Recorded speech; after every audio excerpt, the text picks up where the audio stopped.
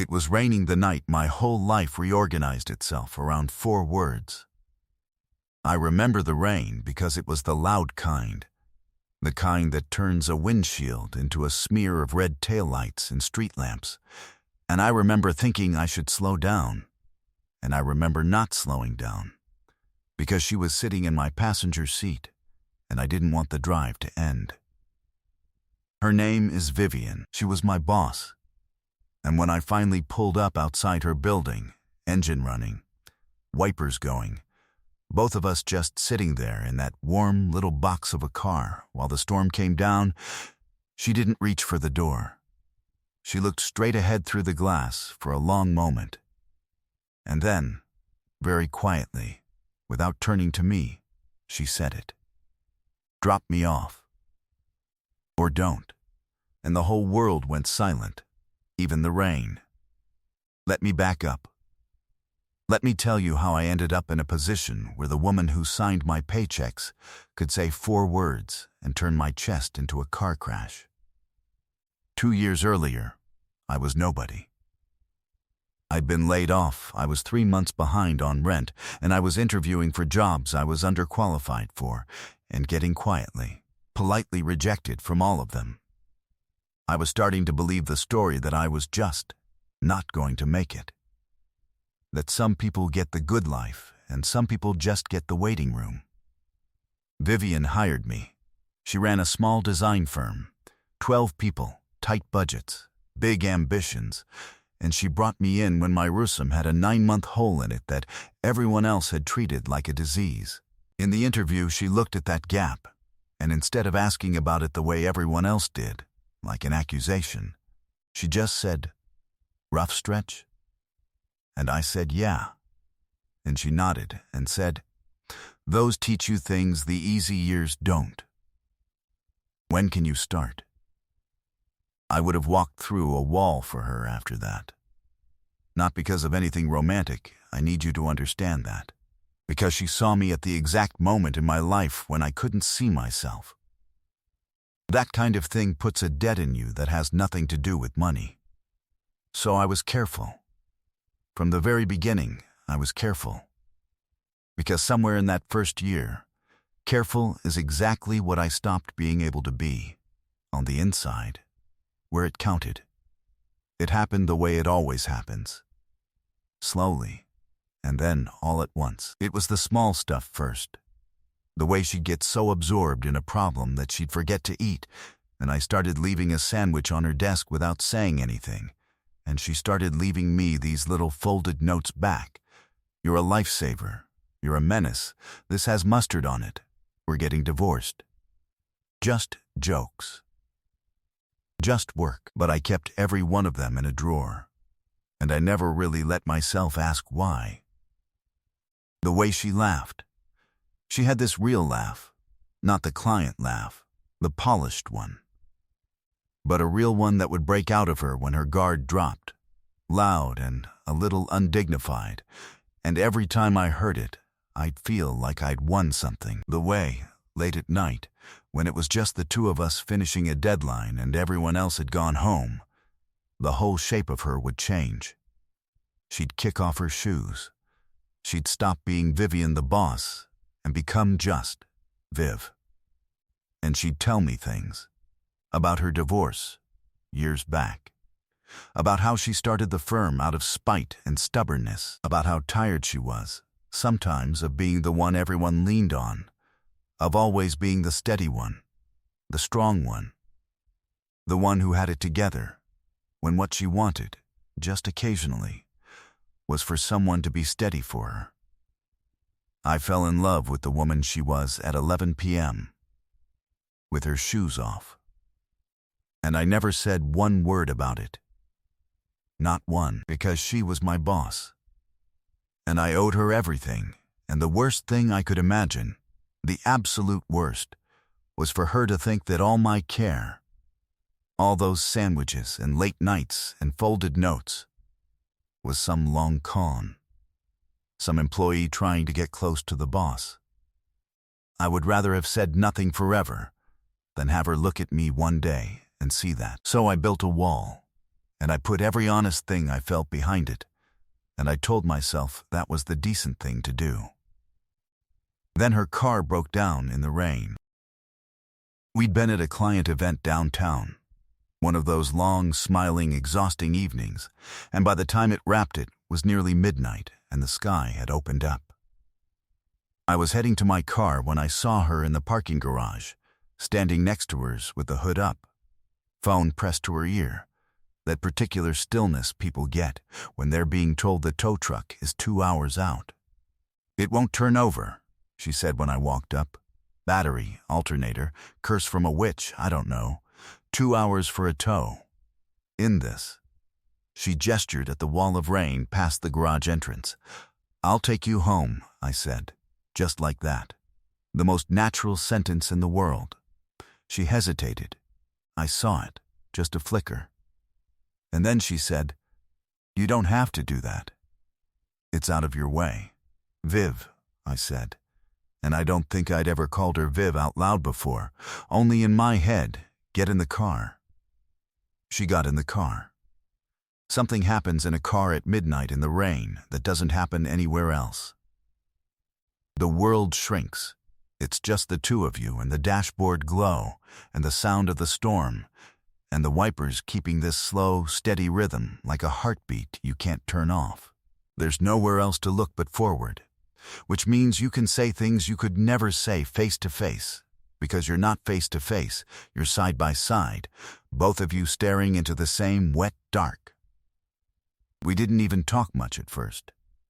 And then somewhere around the halfway point she said, out of nowhere, quiet, "Can I tell you something a little unprofessional?"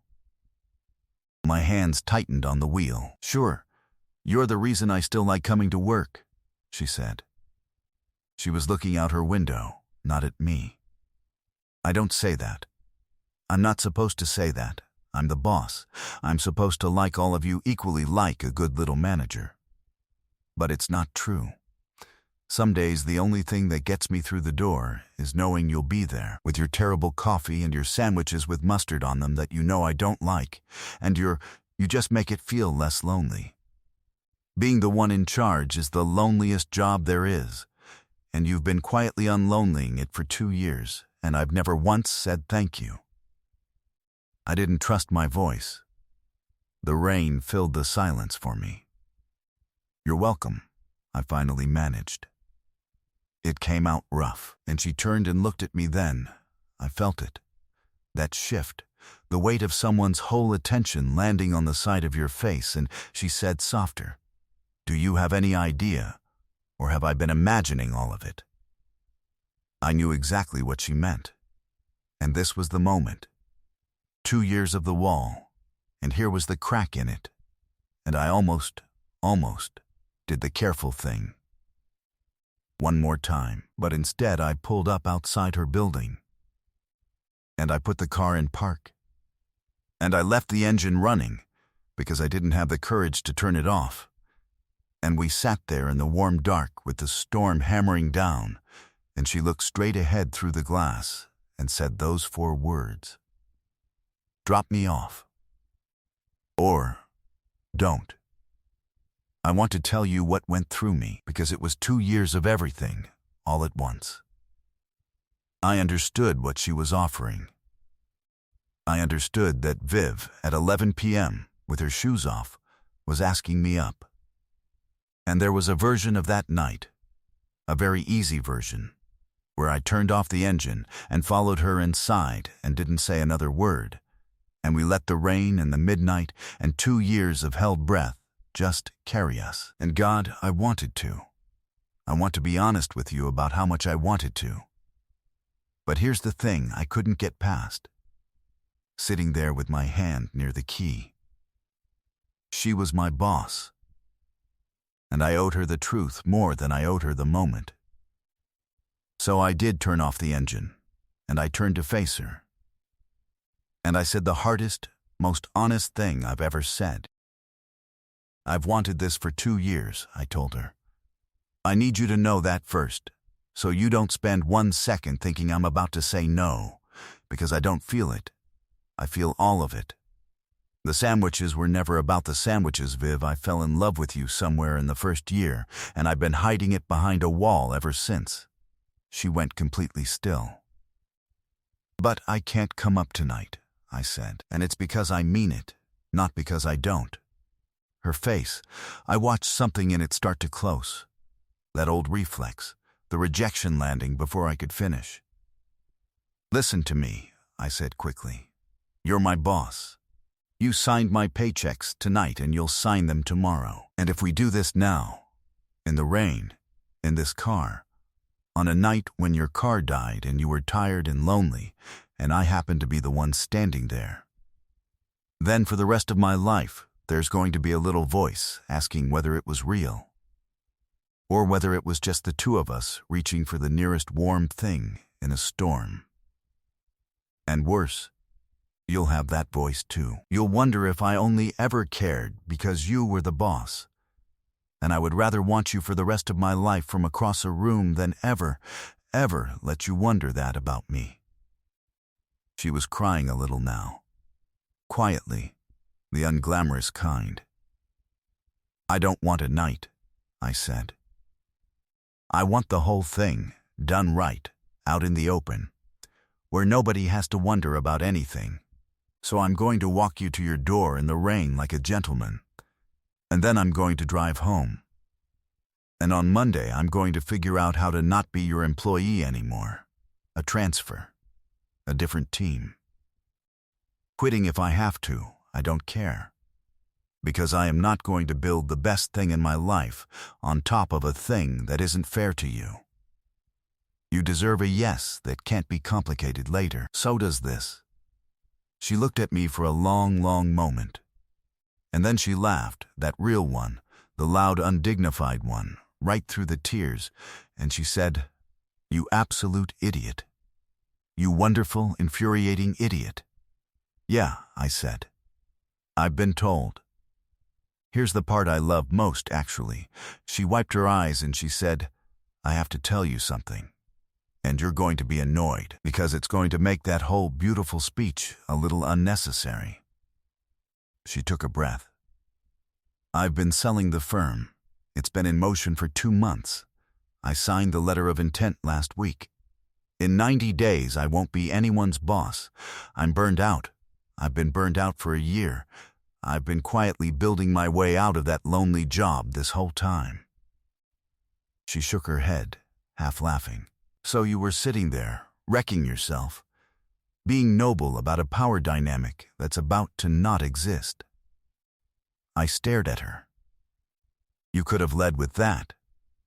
You could have led with, 'I've been in love with you for 2 years,'" she shot back. "We're both very bad at leading with things." And that broke the tension into 1,000 pieces. And we just sat there in a stopped car in the rain and laughed until it hurt. Two people who'd each spent a long time being the steady one for everyone else. Finally letting the guard all the way down.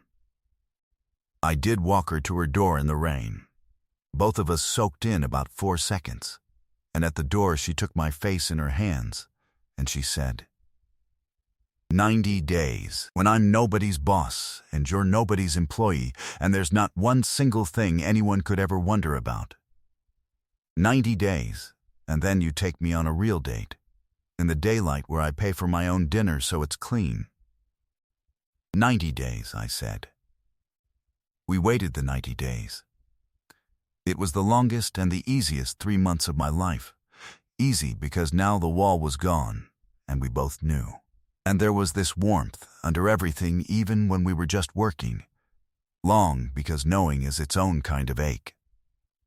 The firm changed hands. The last day she cleaned out her office, and I carried the last box to her car, her new car. The old one long since towed to whatever junkyard witches send their curses to, and she turned to me in the parking garage where the whole thing had started, and she said, "I'm nobody's boss anymore." "No, you're not," I said. "Then take me to dinner," she said. In the daylight. I did. We've been together 3 years now. She kept every one of those folded notes too, it turns out, had a drawer of them. Same as me. This whole secret matching archive of two people saying everything except the thing that mattered. We keep them in a box now. Sometimes we read them out loud and laugh at how obvious we both were, and how blind. The other night it was raining, that loud kind red taillights smearing on the glass, and we were driving home, and I felt her reach over in the dark and take my hand, and I remembered the first time. The stopped car. The 4 words, drop me off, or don't. And I thought about how close I came to the easy version, and how the best thing I ever did was want her enough to wait. So here's what I've learned. The most loving thing isn't always saying yes in the moment. Sometimes the most loving thing is caring so much about someone's peace of mind that you're willing to make them wait for a version of the truth that nothing can ever complicate later. Real love isn't afraid of 90 days. Real love isn't afraid of doing it clean. She offered me a night in the rain. I chose the whole rest of my life in the daylight. And I'd choose it again 1,000 times. If there's someone you've been wanting from behind a wall, someone the timing or the situation or the fairness of it has kept you quiet about, I'm whispering this to you across the dark. You don't have to grab the easy version. But you do have to say the true thing out loud. Say it, and then, if you have to, wait for it. The right one is always worth the 90 days. End.